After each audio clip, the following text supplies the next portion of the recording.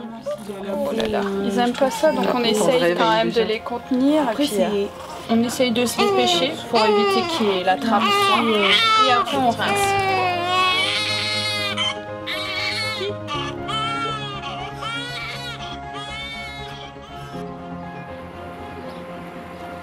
Le centre hospitalier de Lyon s'est engagé depuis 2 ans à peu près maintenant dans une démarche active de promotion de la qualité de vie au travail dans le but de prévenir les risques psychosociaux. L'action Vie ma vie, donc d'échange de pratiques en situation réelle entre professionnels, était un des moyens qu'on a inventé et trouvé pour renforcer le lien personnel, professionnel et surtout améliorer la communication. Une infirmière de néonat ne connaît pas spécialement le métier d'une infirmière de la maternité et donc ces échanges ont permis un peu de mieux connaître les métiers de chacune. En néonat, on a expliqué à quoi servent les vitamines.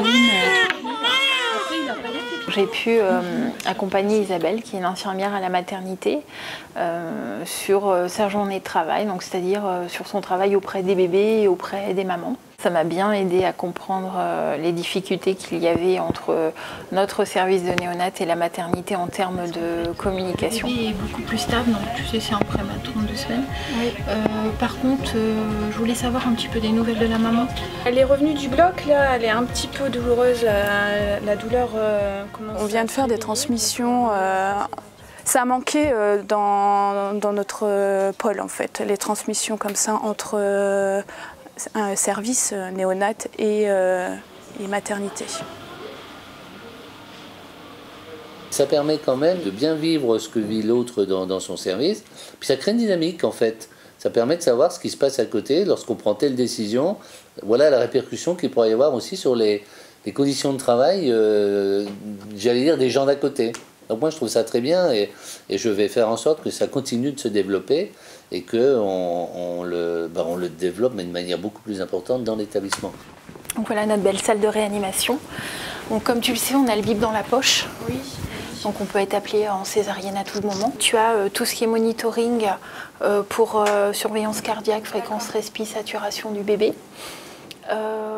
Ensuite, tu as le respirateur. Je suis vraiment ravie de voir que on est très très complémentaires partout et qu'il faut travailler vraiment ensemble, mais il faut que chacun connaisse le travail de l'autre pour vraiment pouvoir très très bien communiquer sur la prise en charge de la maman, du bébé. Il y a une meilleure union, une meilleure qualité de vie au travail dans l'organisation des soins.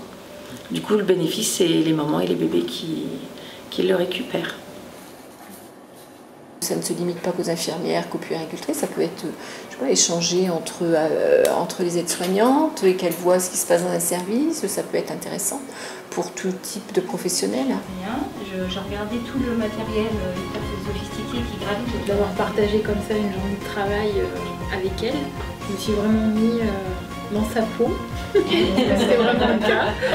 Ce débriefing permet de mettre des mots sur une expérience pour que tout le monde, même ceux qui n'ont pas participé à l'échange direct, bénéficient un peu de l'expérience des collègues en fait.